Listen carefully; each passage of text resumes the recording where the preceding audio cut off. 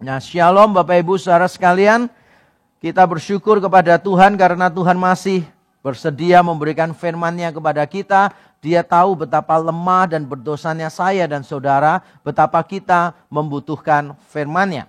Nah, ini adalah minggu yang kedua dan seperti biasa minggu yang kedua di gereja kita, Reform Exodus Community di REC adalah waktunya bagi kita untuk mendengarkan khotbah berseri secara eksposisi dari kitab Perjanjian Lama. Dan kita sudah membahas kitab Amos. Kali ini kita nanti akan belajar dari pasal 3 ayat 9 sampai 12. Nanti kita akan membaca bersama-sama, don't worry. Tapi saya ingin memulai khotbah saya dengan sebuah kalimat seperti ini, saudara. Bahwa gereja bukan hanya dipanggil untuk tampil beda dengan dunia, tetapi juga membawa perbedaan pada dunia.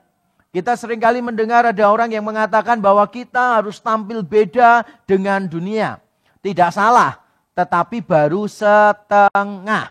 Karena Alkitab memanggil kita bukan hanya untuk tampil beda dengan dunia, tetapi juga membawa perubahan, membawa perbedaan pada dunia. Itu dua hal yang berbeda. Tampil beda di dalam dunia dengan membawa perbedaan pada dunia adalah dua hal yang berbeda. Tapi kalau kita mau jujur, kita harus dengan malu, kita harus mengakui bahwa gereja menjadi semakin sama dengan dunia. Atau lebih tepatnya kalau saya boleh mengatakan, gereja itu semakin duniawi karena dunia lebih dahulu mempengaruhi gereja. Ada banyak contoh, saudara, bagaimana gereja tidak upahnya dengan dunia. Tidak sama sekali tidak ada perubahan dengan dunia. Salah satu hal yang akan kita bahas sore hari ini adalah tentang kekayaan dan kemewahan. Banyak orang seringkali sukar untuk membedakan manakah kekayaan, manakah kemewahan. Berkali-kali saya mendengar ada orang yang mengatakan apa salahnya orang Kristen kaya. Tidak ada salahnya. Karena Alkitab itu kalau berbicara tentang kekayaan, Alkitab itu berbicara dalam nada yang netral. Kekayaan itu bisa positif, bisa negatif. Tetapi kita jangan menyamakan kekayaan dengan kemewahan. Kekayaan adalah kepercayaan dari Tuhan. Kemewahan adalah pilihan orang yang bisa menjadi batu sandungan. Saudara tidak salah kaya. Sebab kalau menjadi kaya itu salah, maka Tuhan bersalah waktu menjadikan Abraham kaya, Ishak kaya dan sebagainya. Sebetulnya kekayaan itu netral, saudara. Tapi bagaimana kita menggunakan kekayaan, itulah yang akan dinilai oleh Allah. Kalau kita menggunakan kekayaan kita untuk kemewahan, maka Alkitab secara konsisten menentang kemewahan. Alkitab secara konsisten menentang kemewahan, saudara. Saya belum menemukan satu ayat yang benar ya, dalam terjemahan yang benar sesuai dengan teks bahasa aslinya, yang mengatakan bahwa kemewahan itu adalah sesuatu yang bisa dilakukan oleh umat Tuhan. Tidak. Kekayaan netral, tapi kemewahan selalu negatif di dalam Alkitab.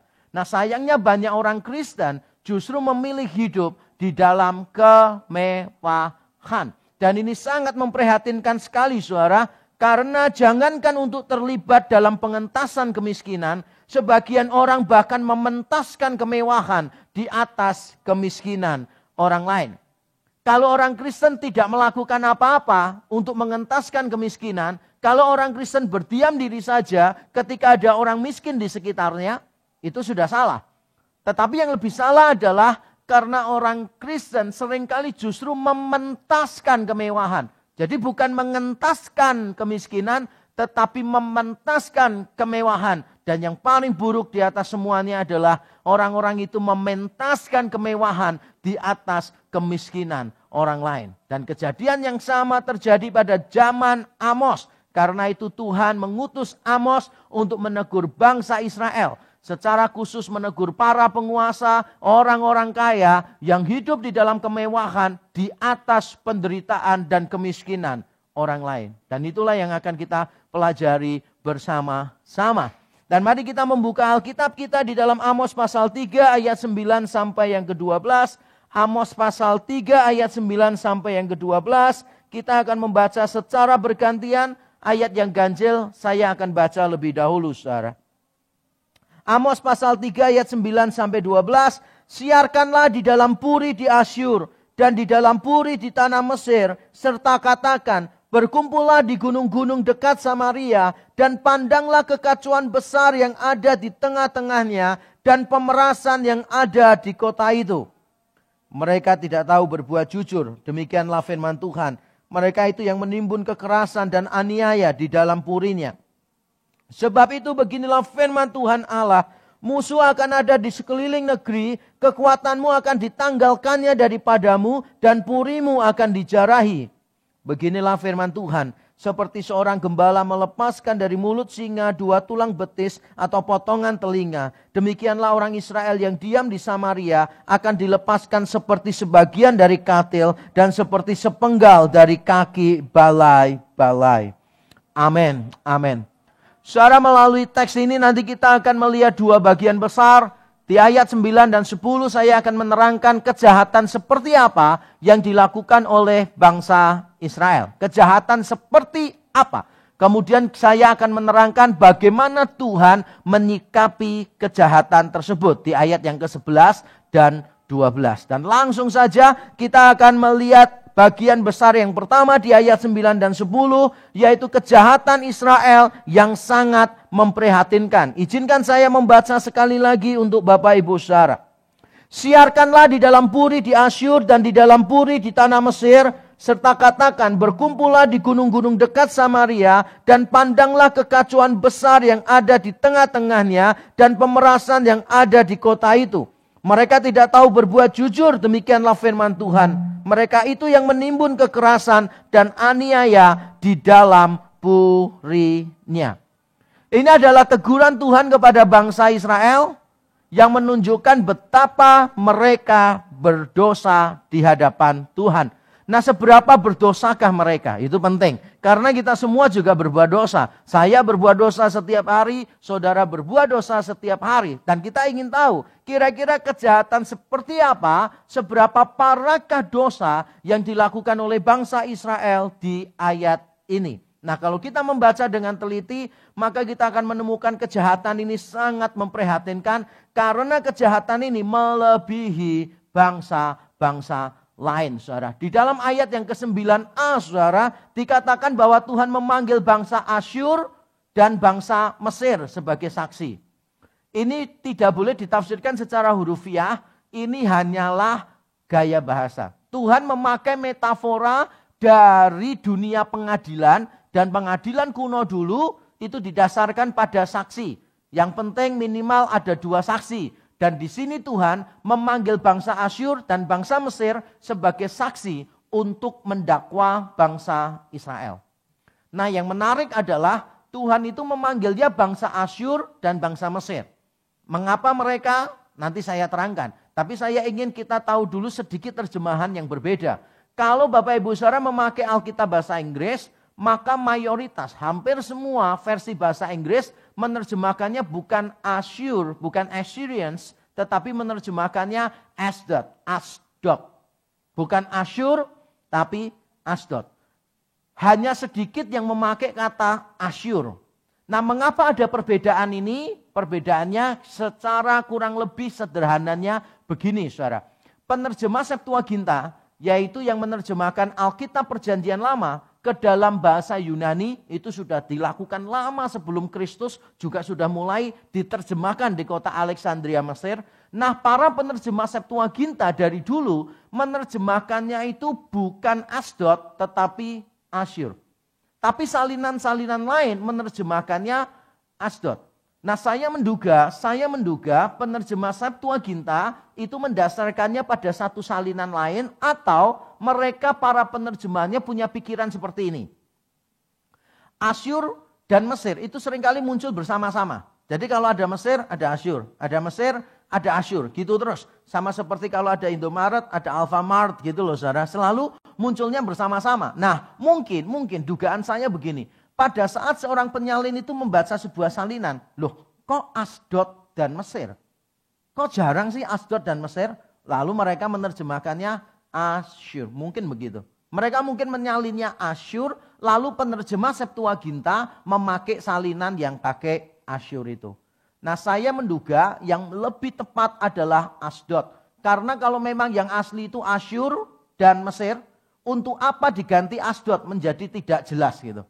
Orang itu cenderung untuk memperjelas. Bukan untuk menambah tidak jelas. Itu kecenderungan orang begitu. Kecuali kalau di tanggal-tanggal tua bisa terjadi perubahan arah sih memang. Nah tapi kalau untuk situasi yang normal saudara, maka orang cenderung untuk memperjelas. Jadi saya menduga dulu seharusnya kata yang dipakai itu Asdod dan Mesir. Lalu ada orang punya pikiran, kok Asdod sih? Harusnya Asyur. Mungkin ini salah kali. Harusnya Asyur. Kenapa ditulisnya Asdod? Pikirannya mungkin begitu. Tapi manapun yang benar, don't worry saudara. Karena Asdod pada zaman itu dikuasai oleh Asyur gitu. Sehingga kalau kita menyebut Asdod, berarti kita menyebut ibu kotanya atau kota besarnya. Kalau kita menyebut Asyur, berarti kita menyebut bangsanya. Jadi it doesn't matter sebetulnya. Saya cuma menerangkan tadi supaya kelihatan kalau saya baca buku saudara ya. Jadi sebetulnya mau Asdod boleh, mau Asyur juga boleh. It doesn't matter at all. Nah mengapa dipilihnya itu Asyur dan Mesir? Ini penting. Dua negara ini selain menjadi negara yang kuat adidaya pada waktu itu, mereka juga menjadi perwakilan dari negara-negara yang sangat kejam, yang suka menindas pihak lain. Dan Tuhan memanggil mereka sebagai saksi mendakwa bangsa Israel. Maksudnya Tuhan itu begini saudara, maksudnya. Jika dua bangsa yang terkenal karena kekejaman dan penindasan saja mengakui kejahatan Israel dan menilai hal itu pantas diganjar dengan hukuman, apalagi Allah yang Maha Kudus. Jadi ini sebuah majas yang untuk memberitahu kita begini. Ini ya dua bangsa ini sudah terbiasa dengan penindasan dan kejahatan. Sekarang aku akan minta pendapat mereka bersaksi melihat bangsa Israel. Apakah di mata mereka Israel itu jahat atau tidak? Kalau sampai di mata mereka Israel itu jahat, berarti benar-benar jahat luar biasa. Kalau saudara bingung, beginilah saudara. Misalnya saya kasih contoh. Saya dan istri saya dari dua keluarga yang berbeda. Istri saya itu baik-baik keluarganya, keluarga saya tidak ada yang baik saudara. Jadi saya yang kurang baik ini versi terbaik di dalam keluarga saya sebetulnya. Nah pada waktu saya menilai tindakan perilaku anak-anak saya, maka saya dengan istri saya seringkali menilainya secara berbeda. Nanti anak saya melakukan sesuatu, menurut kategori istri saya itu nakal. Menurut kategori saya itu kreatif gitu. Jadi saya menilainya berbeda. Karena setiap kali anak saya melakukan sesuatu begitu, saya selalu berkata dalam diri saya, wah ini kenakalan mereka ini belum separuh dari kenakalan saya dulu. Jadi saya dulu itu memang nakal. Sehingga ketika melihat orang lain melakukan kesalahan, saya seringkali itu menilai berdasarkan apa? Berdasarkan diri saya. Sehingga saya penilaiannya seringkali itu lebih berbelas kasihan. Karena saya menganggap bahwa, oh saya dulu lebih nakal kok. Jadi itu kategorinya tidak seberapa. Jadi kalau sampai saya menilai seseorang nakal, saudara tahu artinya apa? Berarti orang itu bukan cuma nakal, tapi orang Surabaya bilangnya nuakal. Benar-benar nakal sekali. Nah dulu di asrama saya waktu S1 itu ada teman yang makan apa saja. Saudara. Jadi orang itu terkenal apa saja dimakan. Dan tiap kali makan apa saja dia itu selalu bilang enak. Padahal yang lain itu bilang tidak enak. Dia itu tetap bilangnya enak. Nah suatu ketika dia bilang gini, jangan makan makanan itu. Makanan itu tidak enak gitu. Semua langsung tertawa dan bilang, Pak, jangan makan ini, pasti tidak enak ini, pasti tidak enak. Karena dia bilang enak saja belum tentu enak gitu loh saudara. Semua orang bilang tidak enak, dia itu masih bilang enak. Nah orang seperti ini begitu bilang ini tidak enak. Saudara jangan sekali-kali makanlah. Tikus aja makan bisa menyesal ya saudara. Ini benar orangnya ini nggak bisa dipercaya dalam hal taste-nya. Jadi taste-nya dia tuh benar-benar buruk gitu. Tapi ini akan menyenangkan istrinya kelak sih. Istrinya masak apa ya tetap aja dia bilang akan enak saudara. Nah yang dilakukan Tuhan di sini begini. Aku panggil Mesir dan Asyur ya. Dua bangsa yang terkenal jahat ini. Aku akan panggil mereka sebagai saksi. Kalau sampai mereka mendakwa kamu dan kenyataannya diasumsikan begitu. Maka kejahatan Israel benar-benar luar biasa. Nah yang disebut di ayat yang ke-9 adalah kata kekacauan dan pemerasan. Saudara, saya baca ulang ayat yang ke-9. Siarkanlah di dalam puri di Asyur dan di dalam puri di tanah Mesir. Serta katakan, berkumpullah di gunung-gunung dekat Samaria. Jangan ditafsirkan secara hurufiah, mereka benar-benar berkumpul. Tidak. Mereka hanya sebagai saksi saja dalam gaya bahasa ini. Berkumpullah di gunung-gunung dekat Samaria dan pandanglah kekacauan besar yang ada di tengah-tengahnya. Ada kata kekacauan besar dan pemerasan yang ada di kota itu. Kata Ibrani kekacauan di sini sebetulnya lebih tepat diterjemahkan kepanikan.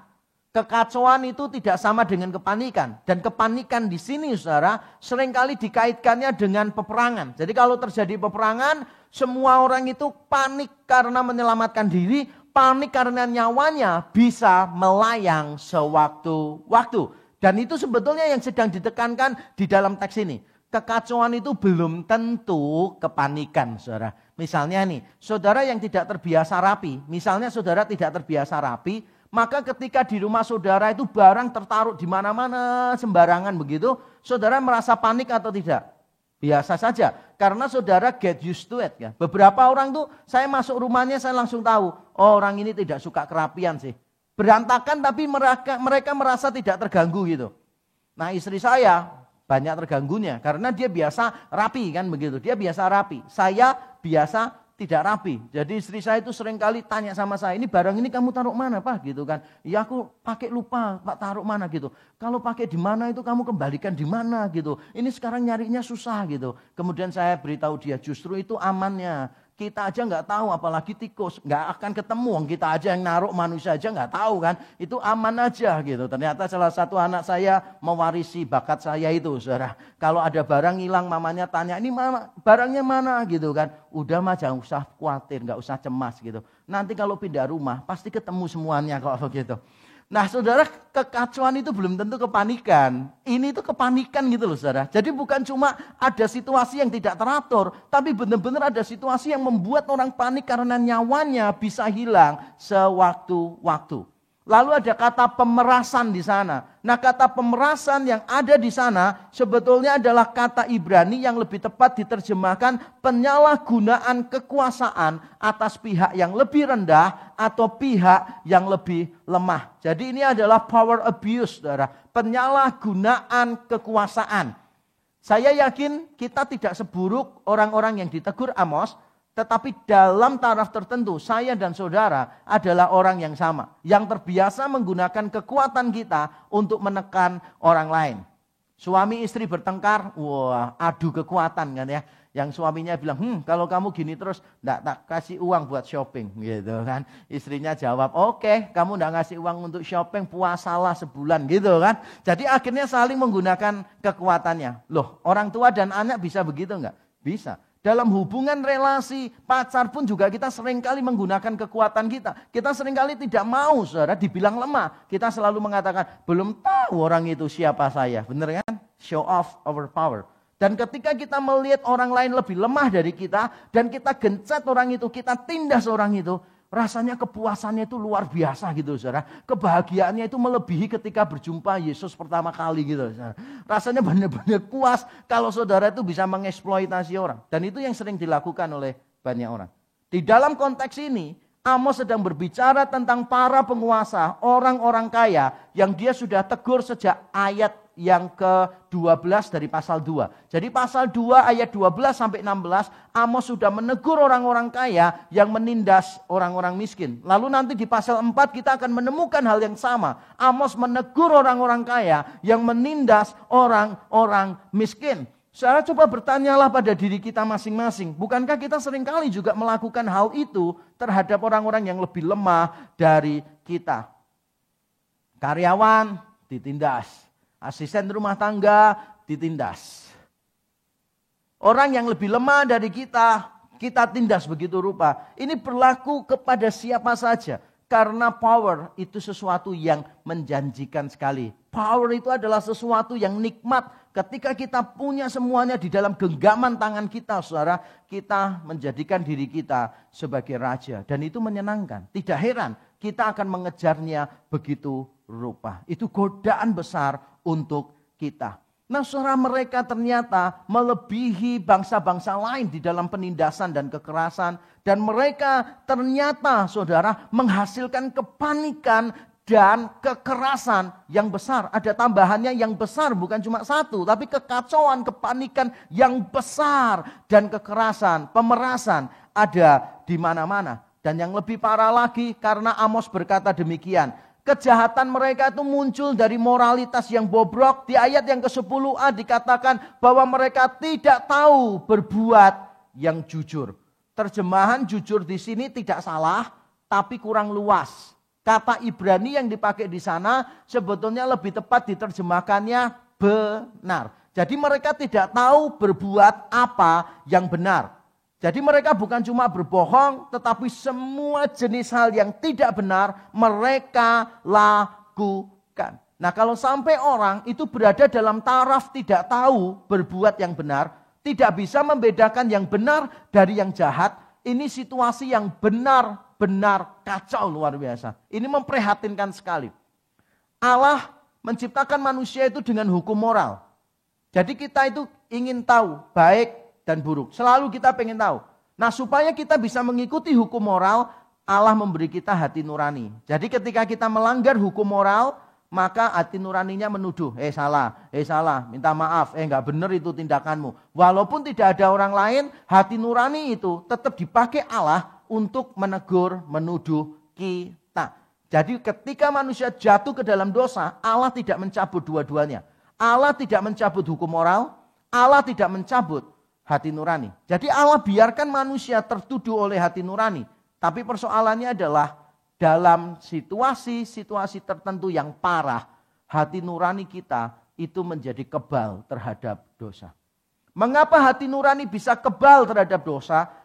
Ada macam-macam alasannya. Misalnya ajaran yang salah. Kalau saudara itu punya ajaran yang salah, maka ketika saudara melakukan sesuatu, maka saudara menganggap itu tidak salah dan saudara tidak akan tertuduh oleh hati nurani saudara. Saya ngambil satu contoh begini. Kalau saudara punya prinsip melakukan kesalahan untuk kebaikan adalah baik.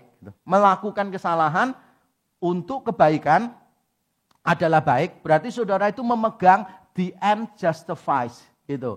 The end justifies the means. Gitu. Jadi akhirnya tujuannya itu membenarkan sarananya atau caranya. Robin Hood menurut saudara pahlawan atau perampok? Atau pencuri? Pahlawan atau pencuri?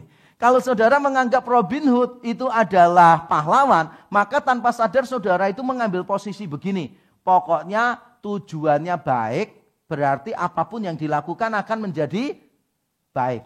Saya masih ingat waktu saya mahasiswa praktek di satu gereja, teman saya mahasiswa dari tempat lain itu nyaris berkelahi di dalam Bible study, saudara. Jadi Bible study pemuda, ini hamba-hamba Tuhan nyaris berkelahi gara-gara kami itu mendiskusikan tentang orang Kristen boleh nggak jadi petinju. Waktu itu membahas tentang Evander Holyfield kan. Wah, orang-orang yang muda mesti nggak kenal dia. Itu yang kupingnya dimakan oleh Mike Tyson itu. Nah itu Evander Holyfield itu kan orang Kristen kan gitu. Lalu kami mendiskusikan boleh nggak gitu. Teman saya bilang begini, ya nggak boleh lah jadi petinju. Tuhan aja bilang kasihi musuhmu kok mosok kita memukul gitu kan. Terus yang satu jawab, di atas ring mengasihi musuh, bonyot katanya.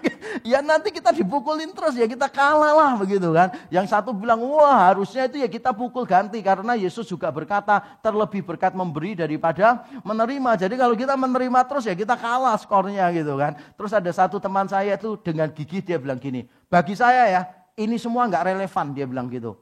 Gak relevan. Menurut saya yang penting itu bukan bagaimana dia dapat duit.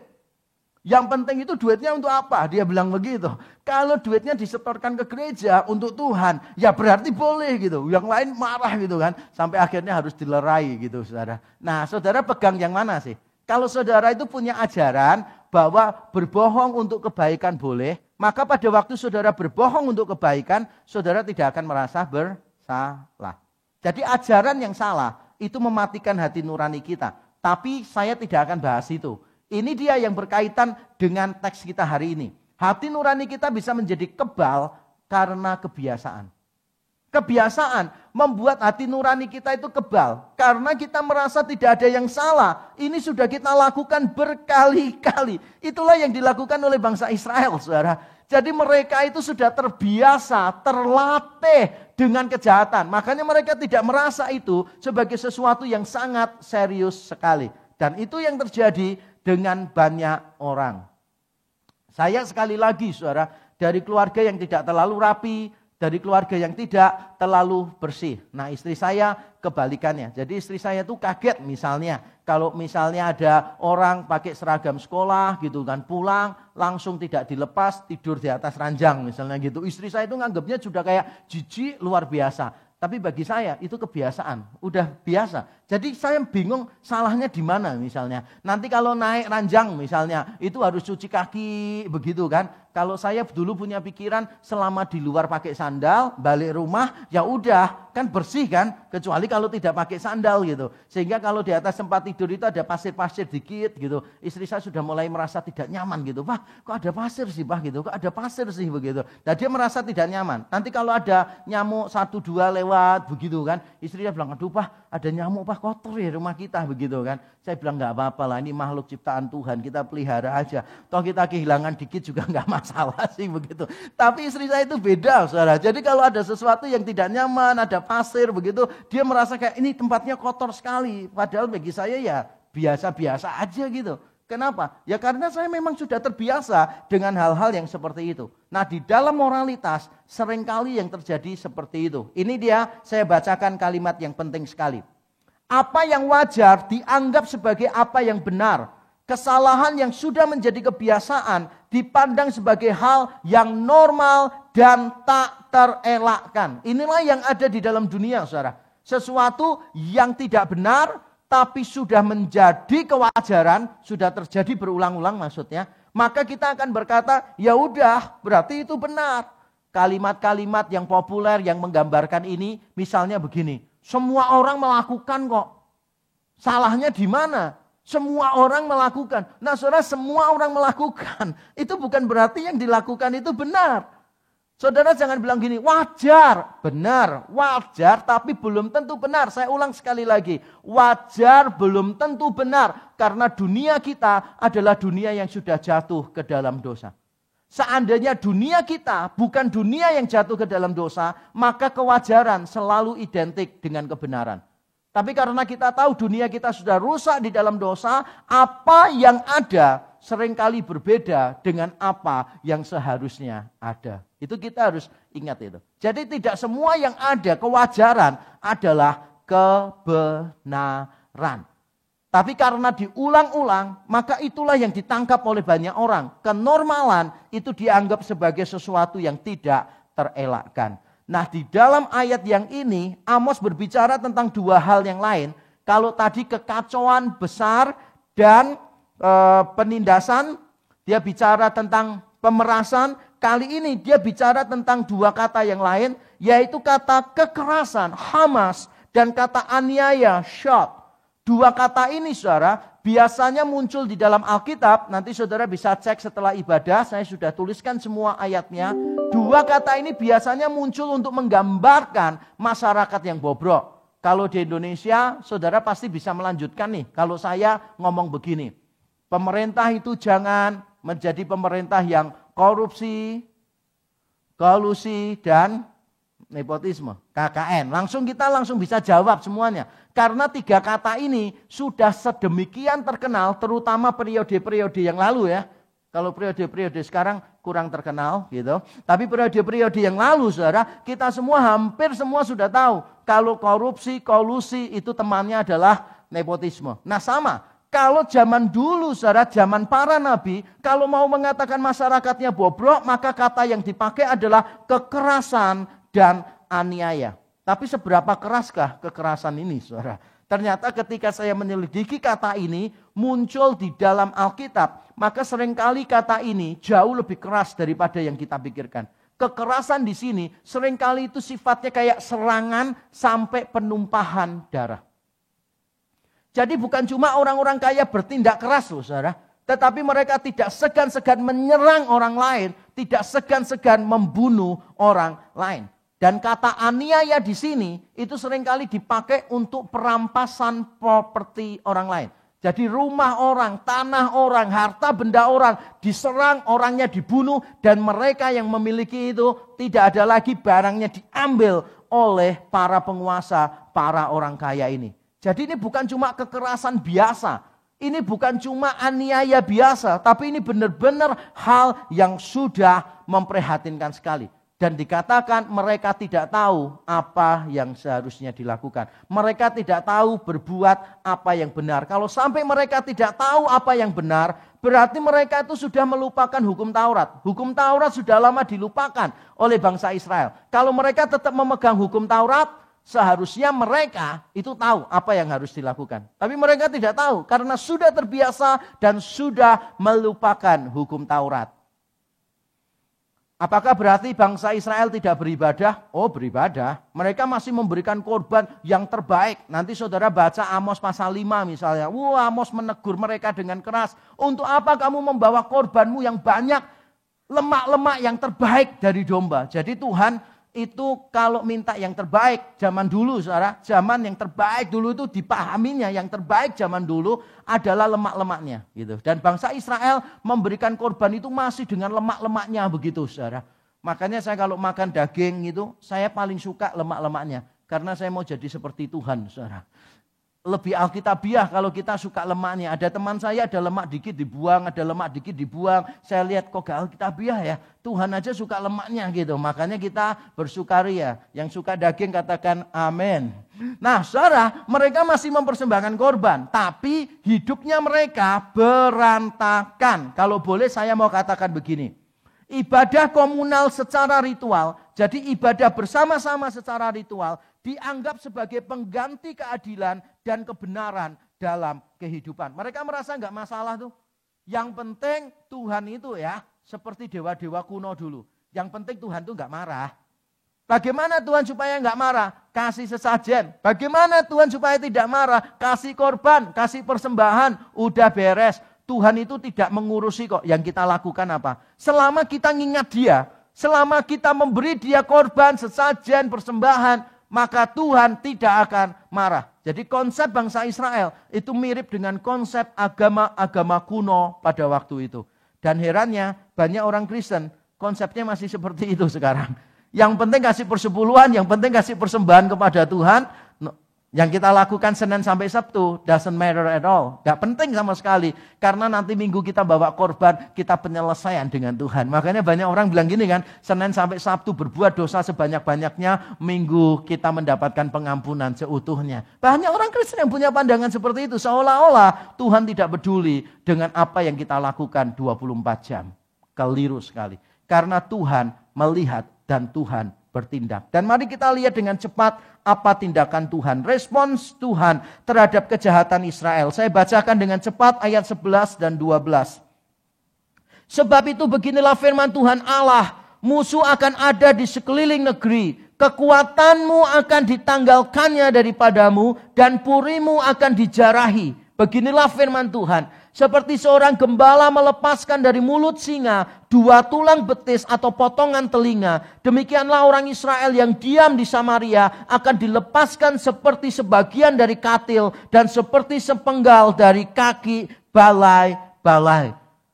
Tuhan itu berbeda dengan dewa-dewa kuno pada waktu itu, saudara. Karena Tuhan peduli dengan apa yang dipersembahkan di atas altar, sekaligus apa yang dilakukan setiap hari dalam kehidupan. Izinkan saya membaca sekali lagi. Tuhan peduli dengan apa yang dipersembahkan di atas altar, sekaligus apa yang dilakukan setiap hari dalam kehidupan. Siapa bilang kalau saudara memberikan persembahan kepada Tuhan, maka Tuhan tutup mata dengan semua caramu menjalani kehidupan? No, saudara, no.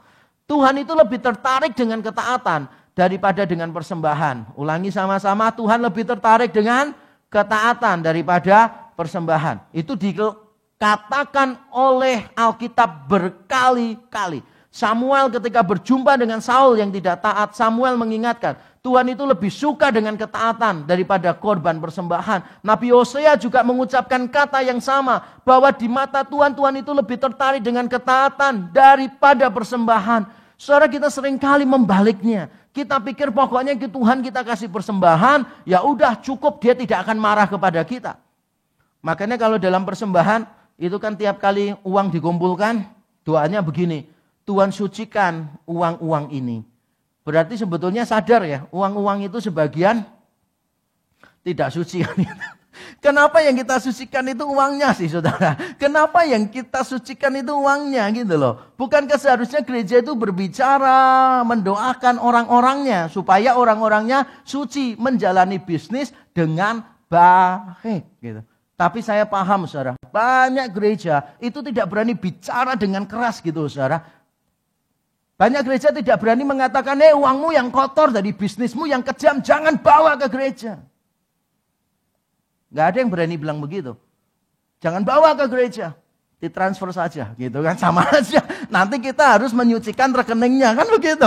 Sama aja saudara. Jadi kita ini kurang berani untuk berkata, uangmu yang kotor jangan bawa ke gereja. Jangan khawatir. Tuhan pasti pelihara. Jangan khawatir gereja pasti jalan saudara. Cuma memang gak ada AC, gak ada kipas angin begitu kan. Nggak masalah. Ya kita harus berani ngomong tegas gitu saudara. Tegurlah orang-orang kaya di dalam gereja yang telah berbisnis dengan cara-cara yang tidak benar. Karena Tuhan peduli dengan apa yang ditaruh di atas altar. Dan Tuhan juga peduli apa yang dilakukan setiap hari di dalam kehidupan. Dan respon Tuhan ada dua saudara. Yang pertama kita akan melihat Tuhan akan menghancurkan kebanggaan mereka. Tuhan akan menghancurkan kebanggaan mereka. Ayat 11 dikatakan, sebab itu beginilah firman Tuhan Allah, musuh akan ada di sekeliling negeri, perhatikan, kekuatanmu akan ditanggalkannya daripadamu. Kekuatanmu akan ditanggalkannya daripadamu, dan purimu akan dijarahi. Jadi ada 3 hal yang disebut di sini, musuh akan mengepung, menghancurkan pertahanan mereka, dan merampas harta benda mereka. Saudara tidak mungkin bisa memahami ini tanpa mengaitkannya dengan hukum Taurat Musa. Terutama ulangan 28. Di dalam ulangan 28 saudara, itu disebutkan bahwa kalau bangsa Israel tidak taat, tidak mengikuti Taurat, maka yang akan terjadi atas mereka banyak hal. Termasuk 3 hal yang disebut Amos di sini. Misalnya dalam ulangan 28 ayat 47-57, musuh akan menguasai negeri mereka. Ulangan 28 ayat 43, kota perlindungan mereka, benteng-benteng mereka akan dirobohkan. Ulangan 28 ayat 31, harta benda mereka akan dirampas. Jadi sebetulnya Amos tidak memberitakan sesuatu yang baru. Amos hanya mengingatkan mereka, kamu tidak tahukah yang tertulis di dalam kitab Taurat? Kalau kamu tidak mau taat, maka Tuhan akan menghukum engkau. Dan persis hukumannya, seperti yang sudah disampaikan Tuhan melalui Musa. Nah saudara jangan salah paham ya, please don't misunderstand it. Tuhan itu membalas ketaatan kita dengan berkat Tuhan. Bukan karena Tuhan harus melakukan itu, bukan. Dia pencipta, kita ciptaan. Sudah sepatutnya kita taat kepada pencipta kita. Dan Tuhan kalau tidak memberi apa-apa terhadap ketaatan kita, itu haknya Dia. Karena itu sudah menjadi kewajiban kita untuk menaati Dia. Yesus memberikan perumpamaan tentang hamba yang melakukan semua keinginan tuannya. Dan hamba itu berkata begini, aku hamba yang tidak berguna, aku hanya melakukan apa yang seharusnya aku lakukan. Inilah mentalitas yang harus ada dalam diri saya dan saudara. Ketika saudara melayani Tuhan, menaati Tuhan, memberikan persembahan kepada Tuhan, jangan saudara berharap Tuhan membalas itu dengan berkat Tuhan. Jangan jadikan berkat Tuhan itu sebagai fokus. Salah. Berkat Tuhan itu bonus, bukan fokus. Saya ulang sekali lagi, berkat Tuhan itu bonus, bukan fokus. Tuhan kalau tidak kasih ya tidak apa-apa. Tapi di dalam anugerah dan kebaikannya Dia telah memutuskan kalau kita taat, kita mendapatkan berkat. Sebaliknya kalau kita tidak taat, maka Tuhan akan menghukum kita. Apa yang dibanggakan oleh bangsa Israel akan diambil oleh Tuhan. Satu demi satu. Mereka membanggakan apa? Kota-kotanya yang berkubu, yang kuat, bentengnya yang tangguh. Tuhan akan hancurkan. Mereka membanggakan apa? Harta bendanya. Mereka hidup di dalam kemewahan. Itu semua akan diambil oleh Tuhan. Tapi bukan berarti Tuhan tidak sayang dengan kita, saudara. Kehilangan kita seringkali menjadi penemuan kita. Kita kehilangan apa yang kurang berharga. Supaya kita menemukan Tuhan yang sungguh-sungguh berharga. Kehilangan kita seringkali menjadi penemuan kita. Saya beberapa kali mendengarkan kesaksian orang. Bagaimana dia menemukan Tuhan setelah dia kehilangan segala-galanya. Dia menjadikan Tuhan segala-galanya ketika dia kehilangan segala-galanya. Karena ada seorang yang berkata begini, kita ini tidak mungkin berkata Kristus adalah segala-galanya bagi kita sampai kita hanya punya Kristus saja. Kita tidak mungkin bisa berkata-kata 100% benar bahwa Kristus adalah segala-galanya bagi kita kecuali kalau kita hanya punya Kristus saja. Saudara, untuk membantu kita, Allah seringkali mengambil semua itu di dalam diri kita. Bukan karena dia tidak peduli dengan kita, salah. Justru dia mengambil semuanya itu karena Tuhan ingin mendapatkan kita. Tuhan ingin mendapatkan kita dan kita menemukan dia. Makanya semua penghalang yang ada Tuhan ambil. Penghalang yang ada Tuhan ambil. Penghalang yang ada Tuhan ambil. Dalam lagu The Reckless Love itu dikatakan Tuhan itu akan menendang setiap tembok yang menghalangi kita. Tuhan akan mengungkapkan setiap kebohongan untuk mendapatkan kita, saudara. Dia tidak segan-segan mengambil apa yang kita anggap berharga supaya kita menemukan keberhargaan dirinya. Yang kedua yang dilakukan Tuhan atas bangsa Israel, bukan cuma Tuhan akan mengambil apa yang mereka banggakan, menghancurkan kebanggaan mereka, tapi yang kedua, saudara, Tuhan akan menyelamatkan sisa-sisa yang ada. Saya bacakan di ayat yang ke-12 sekali lagi. Beginilah firman Tuhan, seperti seorang gembala melepaskan dari mulut singa 2 tulang betis atau potongan telinga. Demikianlah orang Israel yang diam di Samaria akan dilepaskan seperti sebagian dari katil dan seperti sepenggal dari kaki balai-balai. Saudara, gambaran ini adalah gambaran yang dipinjam dari dunia pengembalaan kuno. Ada banyak gembala upahan. Jadi misalnya 10 atau 5 gembala upahan itu harus menggembalakan ratusan domba milik orang lain. Nah, seringkali yang terjadi adalah ada binatang buas yang lari memangsa salah satu domba lalu membawa pergi domba itu. Nah, gembala upahan itu punya peraturan. Kalau binatangnya dimakan binatang buas, dia harus membawa bukti dari binatang itu yang sudah dimangsa. Kalau tidak ada bukti, berarti dianggap lalai, binatangnya dicuri orang. Kalau dicuri orang dianggap lalai, mereka yang harus ganti. Jadi yang dilakukan gembala itu begini. Kalau ada dombanya diterkam oleh binatang buasnya lari, dia akan mengejar binatang buas itu. Nah, kalau Daud kan dia mengalahkan singa, ya kan, wah singanya dia kalahkan itu, wah jenggotnya dipegang, dia pukul, singanya lari. Tapi persoalannya tidak semua gembala Israel namanya Daud. Tidak semua, saudara. Banyak yang tidak berani menghadapi binatang buas juga. Sehingga tidak terelakkan ada binatang yang dimakan oleh binatang buas. Ada domba yang dimakan binatang buas. Maka yang dilakukan oleh gembala apa? Dia lari untuk mendapatkan sisa-sisanya. Mungkin dia dapat sisa telinga, tidak masalah. Mungkin dia dapat sisa itu bagian kaki yang paling bawah itu, tidak masalah. Kenapa? Karena itu sebagai bukti bahwa telah dimakan binatang buas. Dan Tuhan berkata kepada bangsa Israel, nanti keadaanmu akan seperti itu. Keadaanmu akan seperti itu. Jadi yang diselamatkan itu cuma sedikit-sedikit saja. Yang diselamatkan cuma sedikit-sedikit saja. Dan itulah yang seringkali Tuhan lakukan pada kita. Tuhan akan menghukum mereka dengan luar biasa, tetapi mereka tidak akan binasa. Tuhan akan menghukum mereka dengan luar biasa, tapi mereka tidak akan binasa. Mereka akan dihajar habis-habisan, tetapi tetap akan dipertahankan. Jadi walaupun sisa sedikit, Tuhan akan tetap kejar untuk mendapatkan itu. Jadi Tuhan seringkali mengambil hampir semua di dalam hidup kita, bukan untuk menghancurkan kita, tapi Tuhan ingin memulai dari sisa-sisa yang ada. Dan gambarannya itu seperti begini, saudara. Seperti rumah yang baru dijarah oleh orang dihancurkan, yang sisa itu adalah ini kalau bahasa Indonesia, sebagian dari katil. Nah, orang-orang muda tahu nggak katil itu apa? Kapan terakhir kali kalian mendengar kata katil? Yang dewasa aja, yang tua belum tentu tahu katil kok, saudara. Jangan salah loh ya, itu yang di kulit itu ada benjolan-benjolan. Itu kutil ya, lain. Ini katil, saudara. Katil itu apa? Nah, di dalam bahasa Ibrani, saudara, kata yang dipakai di sini artinya itu ujung tempat tidur itu loh. Jadi kalau saudara punya ranjang, punya tempat tidur, ujungnya itu. Nah, itu namanya katil. Dalam bahasa Ibrani seharusnya artinya begitu, ujung tempat tidur. Bahasa Indonesia menerjemahkannya katil. Jadi sepenggal katil. Kalau saudara bingung ginilah, bagian dari tempat tidur gitulah. Udah itu namanya katil. Nanti pulang rumah atau kalau saudara sudah ada di rumah, saudara tanya ya sama orang tua, yang katil yang mana begitu ya. Nanti orang tuanya biar belajar sekalian katil itu apa. Dan yang sisa selain sebagian dari katil adalah sepenggal dari kaki balai-balai. Saudara tahu balai-balai apa? Terima kasih. Balai-balai itu apa?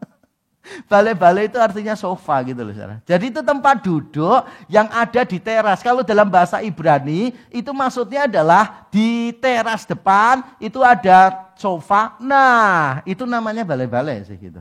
Ada kursi atau apa begitu. Ya itu namanya balai-balai. Dan Tuhan bilang begini, nanti harta bendamu akan dirampas semuanya. Tapi yang tersisa apa? Ya sepenggal kaki balai-balai. Beberapa terjemahan memakai sepenggal kain, bukan sepenggal kaki. Tapi mau kain, mau kaki artinya sama sih saudara. Artinya adalah dari semua kekayaan yang dimiliki bangsa Israel, yang dibanggakan bangsa Israel, Tuhan akan ambil semuanya. Tetapi Tuhan tetap akan menyelamatkan sedikit saja. Dari yang sedikit, dari yang sisa itu, Tuhan akan melakukan rencananya.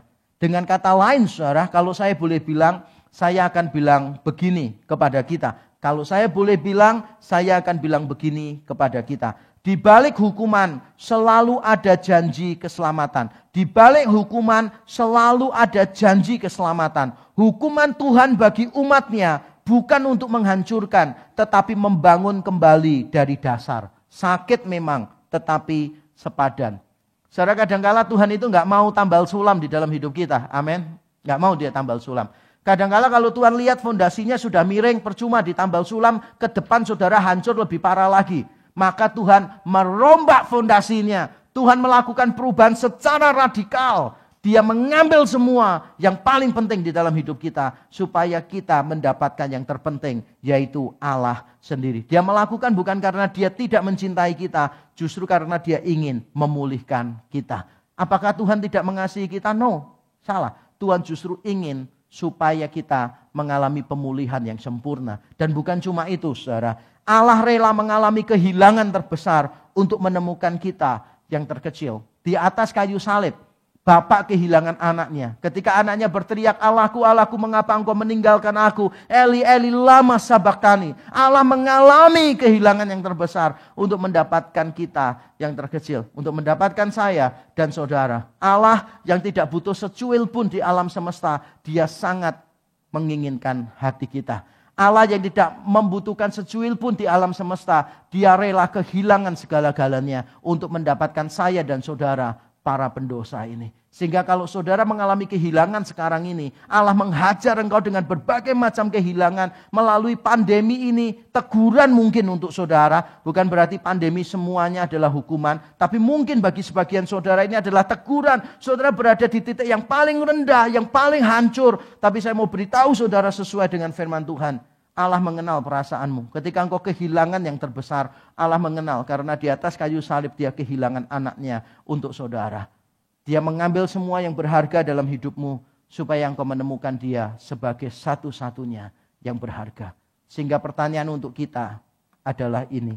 Sudahkah Tuhan menjadi sumber keamanan dan kenyamananmu satu-satunya? Sudahkah Tuhan menjadi sumber keamanan dan kenyamananmu satu-satunya? Pertanyaan ini akan mengantar kita memasuki saat teduh setelah mendengarkan firman Tuhan. Mari kita tunduk kepala. Mari kita memberikan respons terhadap firman Tuhan yang sudah kita dengar. Kalau ada di antara kita yang selama ini melakukan hal-hal yang tidak benar terhadap orang-orang yang di bawah kita, orang-orang di sekeliling kita, kita tidak peduli dengan mereka. Mari kita mohon ampun di hadapan Tuhan bersama-sama.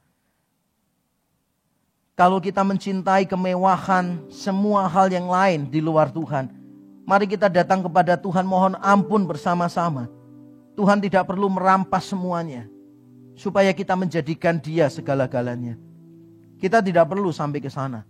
Melalui pertobatan yang sungguh, Tuhan akan memulihkan kita tanpa kita kehilangan banyak hal dalam hidup kita mungkin.